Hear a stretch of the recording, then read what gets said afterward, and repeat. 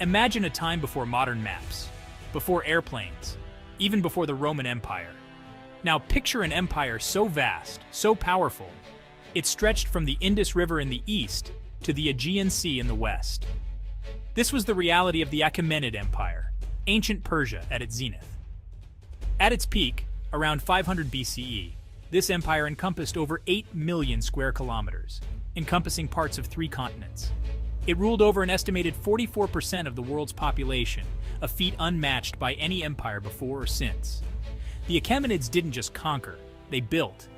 They connected their vast realm with roads, fostering trade and communication. They established a single, efficient system of governance. This was an empire that, for a time, brought together the ancient world under a single banner. The echoes of their achievements still resonate today, reminding us of the power and grandeur of the Persian Empire. The story of the Achaemenid Empire is one of unlikely beginnings and meteoric rises. Originating from the Parsa tribe in what is now southwestern Iran, they were initially just one group among many in the volatile landscape of the ancient Near East. Their ascent began in the 6th century BCE under the leadership of a king whose name would be etched into the annals of history, Cyrus the Great. I united the Persian tribes and embarked on a series of conquests that would lay the foundation for the Achaemenid Empire. Conquering the Median Empire, Lydia, and Babylon, I incorporated their territories and populations into my growing realm. But my conquests were not solely about brute force. I was known for my tolerance and respect for the customs and religions of those I conquered, a policy that earned me the loyalty of many of my new subjects. Ruling such a vast and diverse empire presented immense challenges. The Achaemenid kings had to contend with rebellions, internal power struggles, and the constant threat of invasion from neighboring empires. Maintaining order across such a vast territory, with its diverse cultures, languages, and religions, required innovative solutions and a delicate balance of power. Communication across such distances was a logistical nightmare. Enforcing imperial policies in far-flung provinces proved difficult. Cultural and religious differences often led to misunderstandings and tensions. The very size of the empire, while a testament to Persian power, also became a potential source of instability.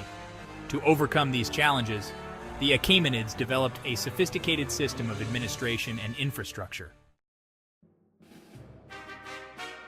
The Achaemenid Empire was a marvel of ancient administration. Central to their success was the division of the empire into provinces called satrapies, each ruled by a governor known as a satrap. These satraps were typically Persian nobles, appointed by the king, who held considerable power within their territories. They collected taxes, maintained order, and raised armies for the empire. To connect these far-flung provinces, the Persians constructed an extensive network of roads, the most famous of which was the Royal Road. This marvel of engineering stretched for over 1,600 miles, connecting the empire's heartland in Persia to Sardis in Anatolia. The Royal Road facilitated trade, communication, and the rapid movement of troops, proving instrumental in maintaining control over the vast empire. Another innovation was the introduction of a standardized system of weights and measures and a common currency, the Persian daric. This facilitated trade and economic integration across the empire, further solidifying the Achaemenids' hold on their vast realm. The Achaemenid Empire produced a lineage of remarkable rulers, each leaving their mark on history. I, Cyrus the Great, laid the foundation for our empire's expansion and established a legacy of tolerance and respect for conquered peoples. And I, Darius I, known as Darius the Great, further expanded the empire, reaching its greatest territorial extent under my reign. I am renowned for my administrative reforms, the construction of Persepolis, the empire's ceremonial capital, and my ambitious building projects. However, even the mightiest of empires eventually crumble. After 2 centuries of dominance, the Achaemenid Empire faced a new threat from the west, Alexander the Great of Macedon. The Persian Empire, a vast, sprawling behemoth stretching from the Indus River to the Aegean Sea. This was the world inherited by Artaxerxes I, son of Xerxes the Great. Xerxes the king who dared to challenge the might of Greece, only to taste bitter defeat. Artaxerxes, we are told, was a man set apart even at birth. born with a full set of teeth, an omen in some cultures of a life destined for greatness. His father's assassination thrust a young Artaxerxes onto this precarious stage. The Persian Empire, still smarting from losses against the Greeks, was a cauldron of unrest. Ambitious rivals within the royal family saw an opportunity in Xerxes' death. Artaxerxes, the untested king, had to act quickly and decisively. He had to navigate a complex web of alliances and enmities. With wisdom beyond his years, he began to unify the fractured empire. Under his leadership, the Persian military was revitalized.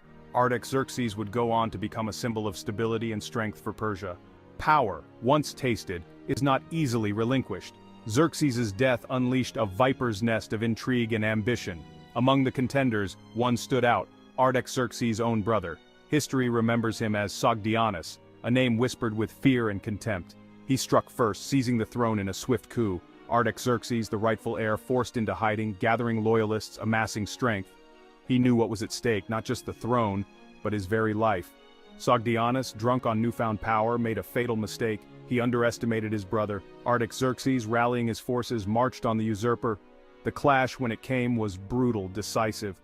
Artaxerxes, bloodied but unbroken, ascended to his rightful place as King of Kings. His reign marked the beginning of a new era for Persia. Under his rule, the empire flourished, expanding its borders and influence. Artaxerxes' legacy endures, etched in the annals of history and the very stones of Persia. The Nile, lifeblood of Egypt, was about to run red with the blood of rebellion. The Egyptians, never fully reconciled to Persian rule, saw an opportunity in the chaos following Xerxes' death. Inaros, a Libyan chieftain, ignited the flames of revolt. Imagine the scene: Egyptian rebels, fueled by generations of resentment, clashing with seasoned Persian forces. Inaros, a canny leader, sought to exploit Persian weakness, even forging an alliance with their old enemy, Athens. Artaxerxes, facing his first major military challenge, responded with overwhelming force. Persian armies, hardened by years of campaigning, descended upon Egypt. The rebellion, valiant but ultimately doomed, was crushed. Inaros met his end, a cautionary tale for those who dared to challenge the Persian might. The aftermath left Egypt under tighter Persian control, a stark reminder of the empire's unyielding grip. A divided empire stands strong, the satrapy system. How do you hold together an empire as vast and diverse as Persia?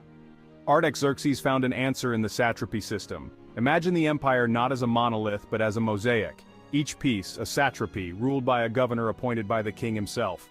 These satraps, often drawn from local elites, were tasked with collecting taxes, maintaining order, and ensuring the flow of resources to the imperial coffers. They were the king's eyes and ears, but also his iron fist, ready to crush any hint of dissent. This system, while not without its flaws, provided a degree of stability and control previously unseen. Artaxerxes, ever vigilant, countered this by establishing a robust intelligence network.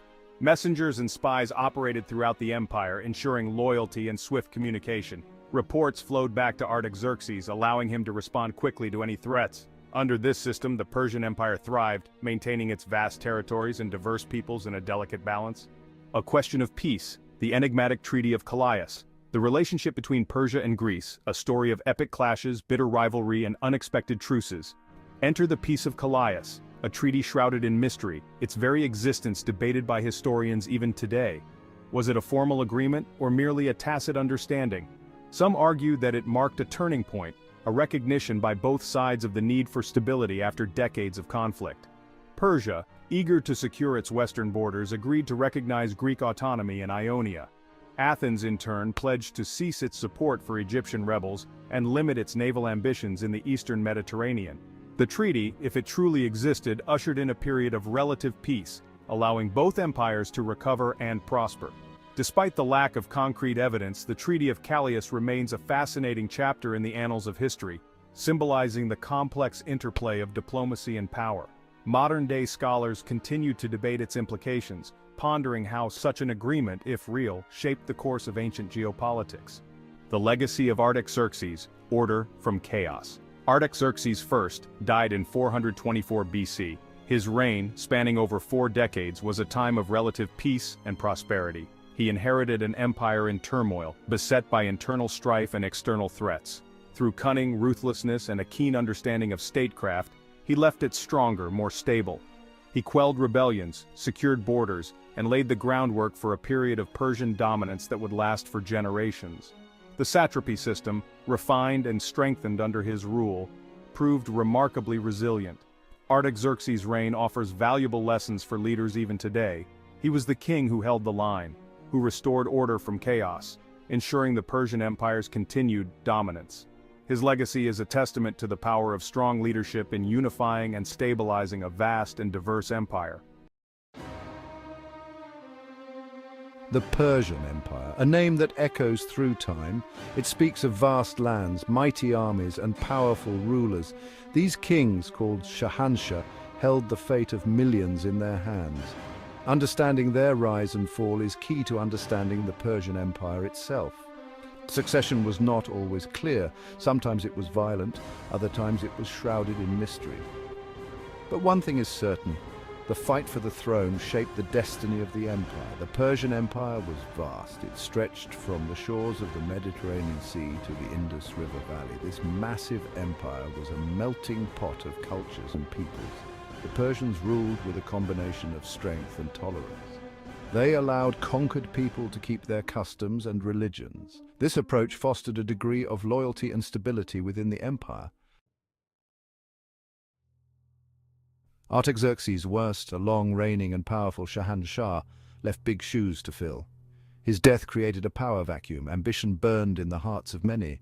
Two figures quickly emerged, each vying for the ultimate prize, the Persian throne. Xerxes II, Artaxerxes' son, was the rightful heir, but his claim was immediately challenged by his half-brother Sogdianus. Sogdianus, driven by a lust for power, murdered Xerxes II. His reign was short-lived and marked by brutality. The empire descended into chaos. Provinces rebelled, sensing weakness at the heart of the empire.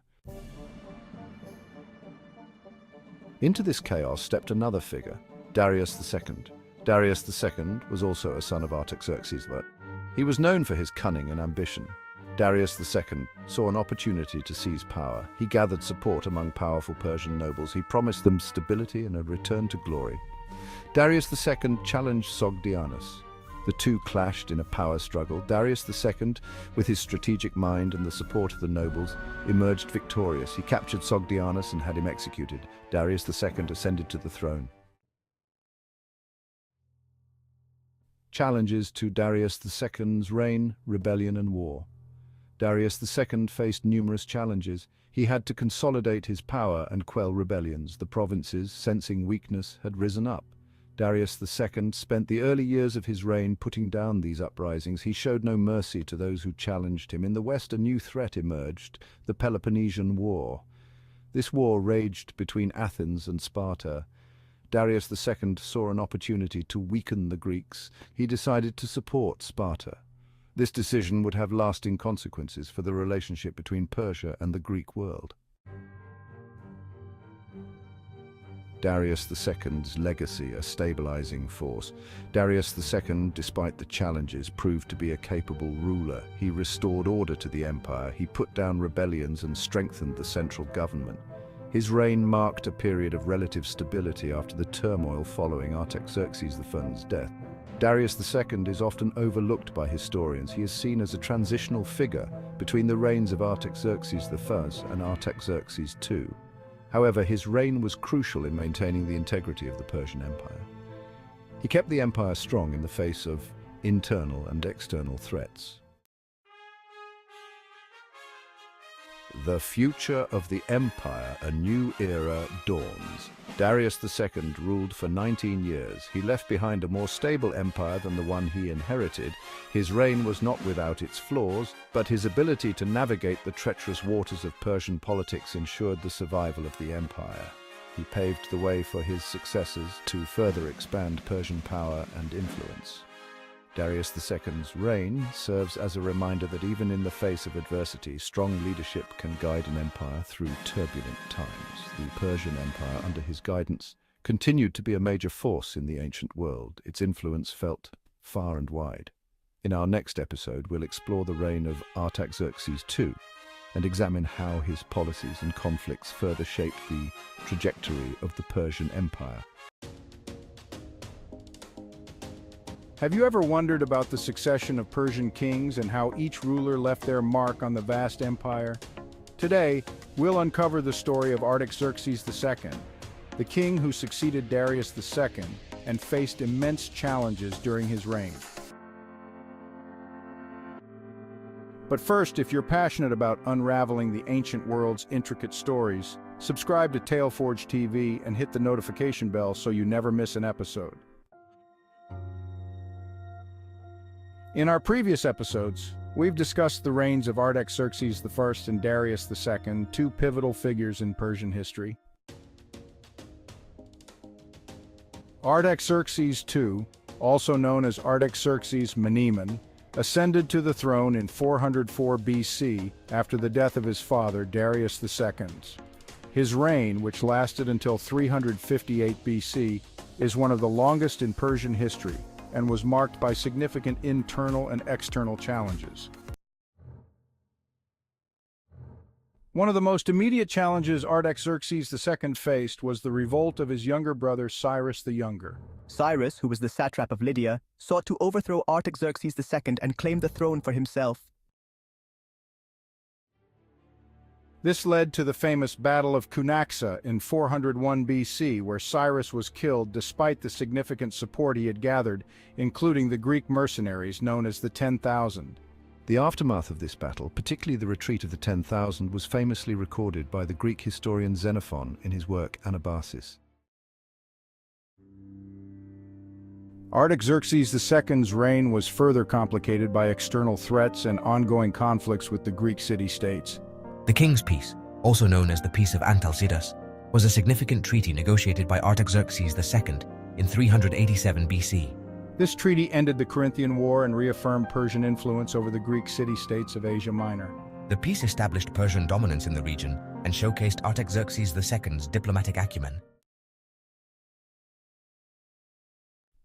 Despite his successes in diplomacy, Artaxerxes II faced numerous revolts within the empire. Satraps and local governors frequently challenged his authority, seeking greater autonomy. Artaxerxes II employed a combination of military force and strategic concessions to manage these uprisings, maintaining a delicate balance of power within the empire. One of the notable aspects of Artaxerxes II's reign was his emphasis on religious and cultural patronage. He supported various religious traditions within the empire, including the Zoroastrian faith. Artaxerxes II is credited with restoring and rebuilding several temples and sanctuaries, which helped to unify the diverse religious landscape of the Persian Empire. Artaxerxes II's reign, though marked by constant challenges, demonstrated his resilience and ability to adapt to changing circumstances. His long rule saw significant diplomatic achievements and efforts to maintain the stability of the Persian Empire. As we reflect on the reign of Artaxerxes II, we see a ruler who navigated a complex web of internal and external challenges with a mix of military might, diplomacy, and cultural patronage. His efforts to maintain the integrity of the Persian Empire amid such turbulence offer valuable insights into the resilience and adaptability required of ancient rulers. Unveiling the power of Artaxerxes III, Persia's last great king. Artaxerxes III is one of history's most underrated rulers. His reign was marked by dramatic military victories, bold administrative reforms, and architectural achievements that brought Persia to new heights. Yet his story remains largely untold. How did he manage to restore the Persian Empire's former glory and secure his place as its last great king? Welcome to Taleforge TV. We're here to bring you captivating stories from ancient history. If you love learning about the past, make sure to hit that subscribe button and ring the bell to stay updated with our latest episodes. Our story begins in 358 BCE when Artaxerxes III, originally named Ochus, ascended to the Persian throne. Facing a realm fraught with internal unrest and external threats, he knew drastic measures were needed to secure the empire's future. Artaxerxes III's first notable accomplishment was his firm suppression of revolts within the empire. To establish his authority, he decisively crushed rebellions, ensuring the empire's internal stability. He pursued the rebellious satraps with relentless vigor, ensuring no region dared to defy his authority. With peace at home, Artaxerxes III set his sights on Egypt, a territory that had slipped from Persian control. In 343 BCE, he led a successful campaign to reconquer Egypt, restoring Persian rule and demonstrating his military prowess. This victory was a major boost for the empire, signaling its revived strength to neighboring nations. Artaxerxes III also focused on strengthening the administrative framework of his vast empire. He implemented reforms that streamlined the bureaucracy, making governance more efficient.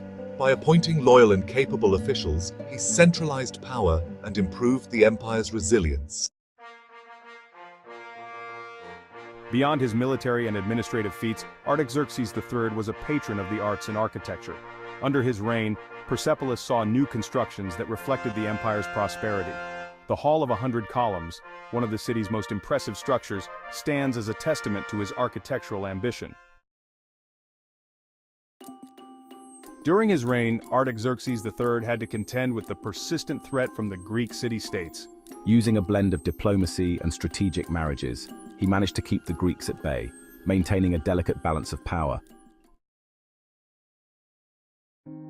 As his reign progressed, Artaxerxes III's efforts culminated in a period of relative stability and prosperity for Persia. His ability to restore the empire's former glory and his strategic acumen left an indelible mark on history.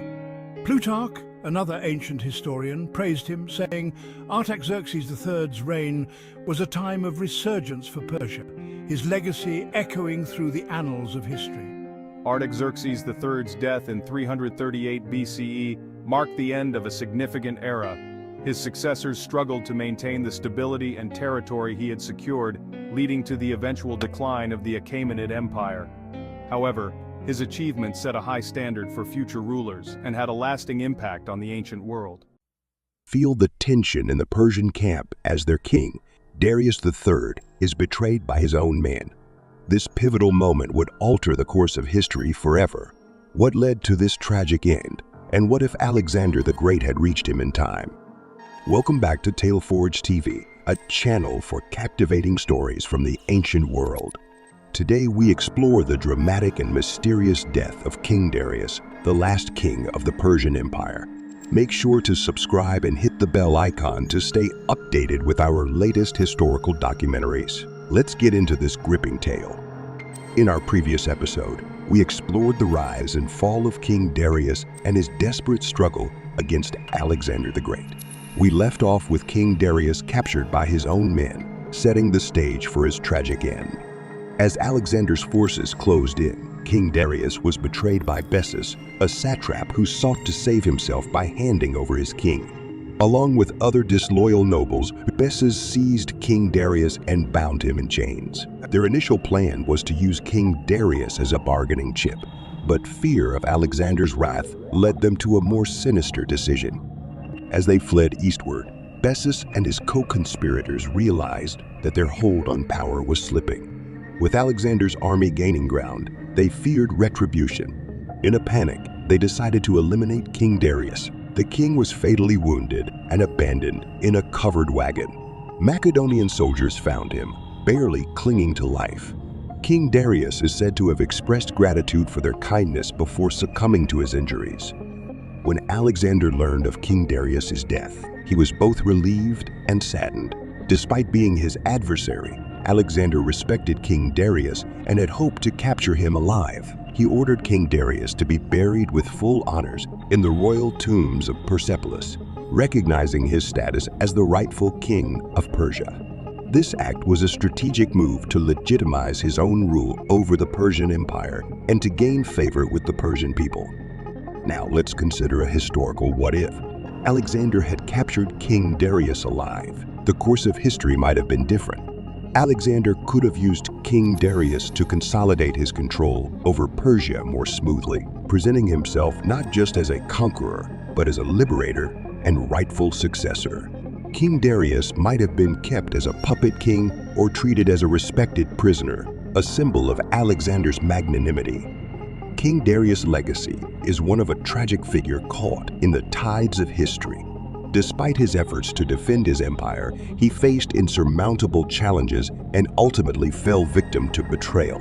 His death marked the definitive end of the Achaemenid dynasty and the beginning of a new era under Alexander the Great.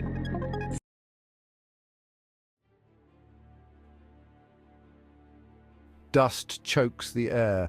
The Persian army, a sea of bronze and leather, stretches as far as the eye can see. Opposing them, a smaller but no less determined force, the Macedonians, led by Alexander the Great. This is Gaugamela. The fate of Persia hangs in the balance.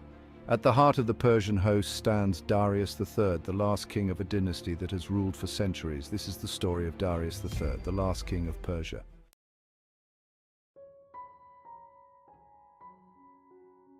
The Persian Empire, a realm of unparalleled grandeur, had once stretched from the Aegean Sea to the Indus River. For generations, the kings of Persia had commanded vast armies, amassed untold wealth, and shaped the destiny of the ancient world. But by the time Darius III ascended to the throne, the empire's foundations had begun to crumble. Internal strife, fueled by ambitious nobles and courtly intrigue, weakened the empire from within. The once feared Persian army, plagued by corruption and complacency, was a shadow of its former self. Darius inherited not a mighty empire at its zenith, but a realm in turmoil, its glory days fading into memory.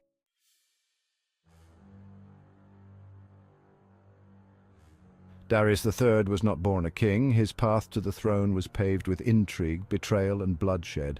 His predecessor, Artaxerxes III, met an untimely end, poisoned by the ambitious eunuch Bagoas.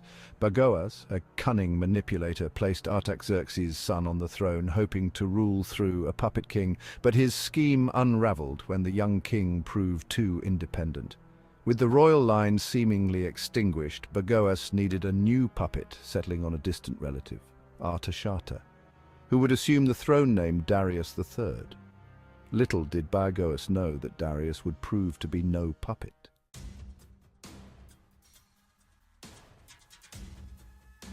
Darius III's ascension to the throne was anything but smooth. The sudden death of Artaxerxes III, followed by the swift removal of his heir, created a power vacuum that Bagoas was eager to fill. But Bagoas had misjudged his man. Darius, though thrust into the spotlight, was no mere pawn. He had ruled as a satrap and knew the burden of responsibility. The early days of Darius's reign were marked by a delicate dance between king and kingmaker.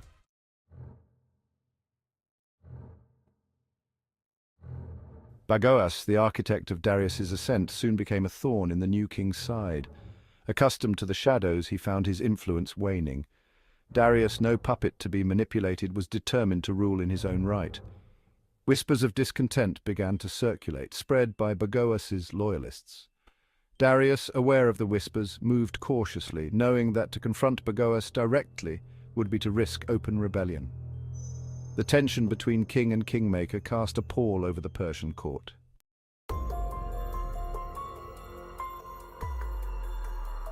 While Darius III grappled with the machinations of Bagoas, a far greater threat was brewing on the fringes of his vast empire. The seeds of discontent, sown by years of oppressive rule and heavy taxation, were beginning to sprout. Egypt, once a jewel in the Persian crown, chafed under the yoke of its conquerors. Rebellions flared up with alarming regularity. Darius, preoccupied with securing his own position, found himself forced to divert precious resources to quell these uprisings. The empire, once a monolith, was fracturing.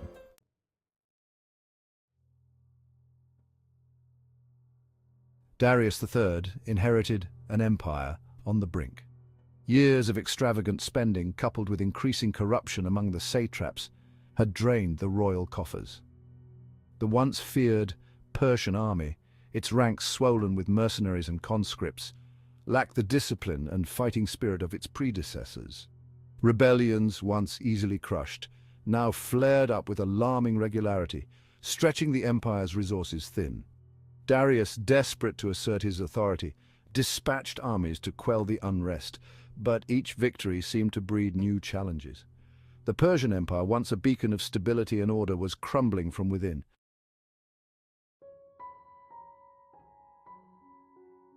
The unrest within the Persian Empire was not confined to its distant provinces. Even within the heartland of Persia, whispers of discontent could be heard in the bustling marketplaces and shadowy corners of the royal court. The common people, burdened by heavy taxes and weary of endless wars, grumbled about the incompetence of their rulers. The extravagance of the Persian court, once a symbol of the empire's wealth and power, now seemed like a decadent spectacle tone-deaf to the suffering of the people. Darius III, facing challenges on multiple fronts, found himself walking a tightrope. He needed to appease the nobles while addressing the concerns of the common people.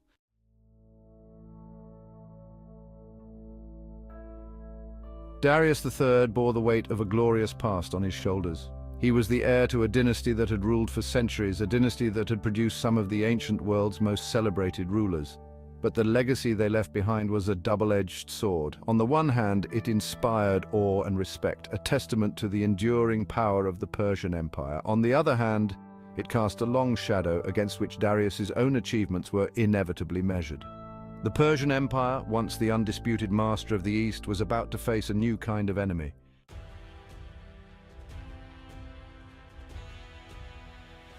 While Darius III grappled with the immense challenges of ruling a fractured empire, a new threat was emerging in the west. In the rugged lands of Macedon, a young king named Alexander, schooled in war and ambition, was forging a destiny that would forever alter the course of history. Alexander was no ordinary ruler. Tutored by Aristotle, he was steeped in Greek philosophy, literature, and military strategy. He inherited from his father, Philip II, a powerful army, honed by years of warfare and equipped with cutting-edge weaponry. Darius, preoccupied with his own internal struggles, considered Alexander a minor nuisance, a problem to be dealt with later.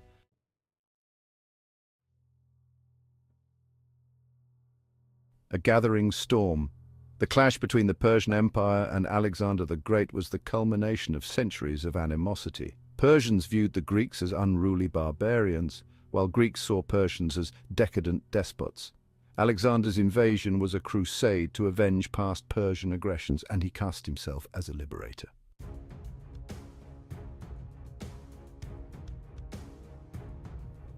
The Battle of Granicus was the first major battle between Alexander the Great and the Persian Empire. It took place in 334 BC near the Granicus River in modern-day Turkey. Alexander's forces, though outnumbered, managed to secure a decisive victory, setting the stage for his subsequent conquests.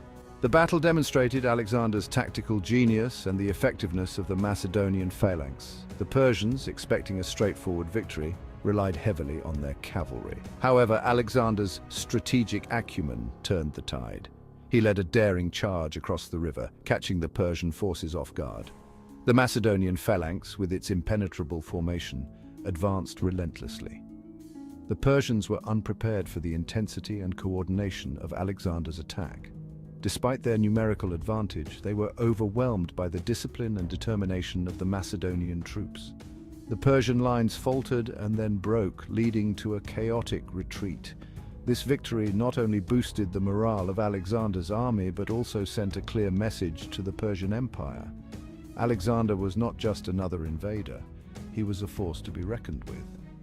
The Battle of Granicus marked the beginning of a series of conquests that would eventually bring the Persian Empire to its knees. With this triumph, Alexander solidified his reputation as a military genius and set the stage for the epic clashes that were to follow. The Battle of the Granicus River sent shockwaves through the Persian Empire.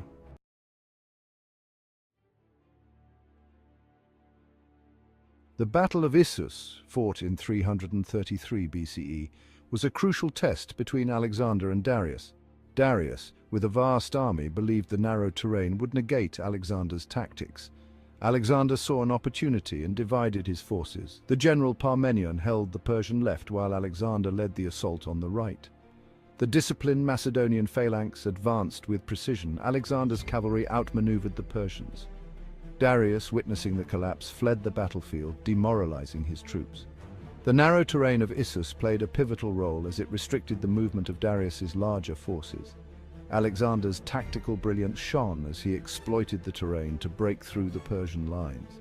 The Persian army, unable to regroup, fell into disarray. The victory at Issus was a significant blow to Darius III's reign and marked a turning point in the Persian Empire's decline. This battle not only showcased Alexander's military genius, but also paved the way for his further conquest into the heart of the Persian Empire.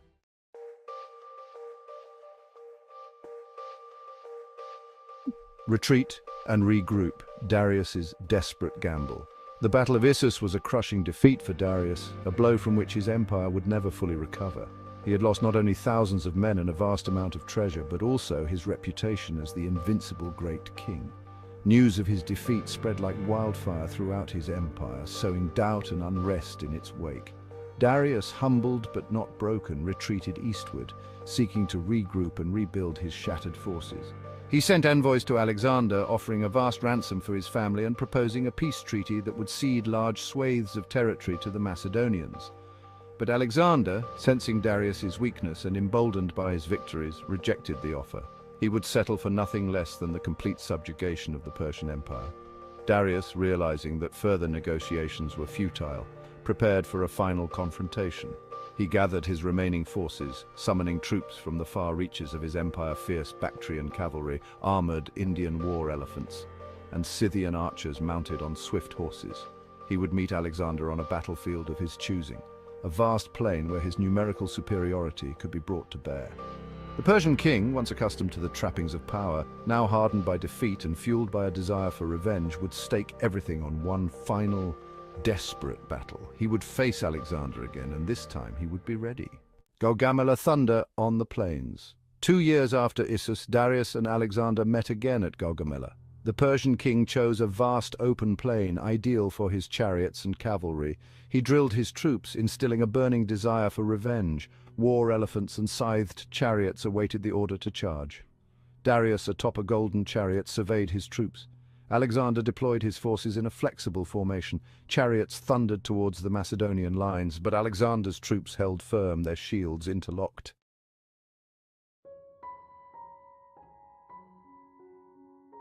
Flight from Gaugamela, the earth trembled beneath the weight of defeat. The Persian lines crumbled under the relentless Macedonian assault. Darius, witnessing the carnage, felt a chill grip his heart. Gaugamela, his last desperate gamble, was lost. Urged on by his terrified charioteer, Darius fled. The sun marked him as a fugitive in his own kingdom. Behind him, the victorious roars of the Macedonians. He had escaped, but the memory of defeat clung to him. Exhaustion gnawed at Darius as he fled eastward with the remnants of his shattered army. Each sunrise brought news of fresh Macedonian victories, each sunset a reminder of his dwindling power. Gone were the opulent tents, the lavish feasts, the fawning courtiers. Now, surrounded by a dwindling band of loyal followers, he was a king in exile, his fate uncertain. Betrayal, like a venomous serpent, coiled around Darius's heart. Bessus, a satrap who had pledged his allegiance, saw an opportunity in the king's misfortune. He, along with other ambitious nobles, weary of defeat and eager to curry favor with the seemingly unstoppable Alexander, hatched a treacherous plot. Under the cover of darkness, Bessus and his co-conspirators seized Darius, stripping him of his remaining finery, his dignity. They bound him in chains, a cruel mockery of his former glory. The king, who once commanded the loyalty of millions, was now a prisoner of his subjects, his fate resting in the hands of those who had sworn to serve him.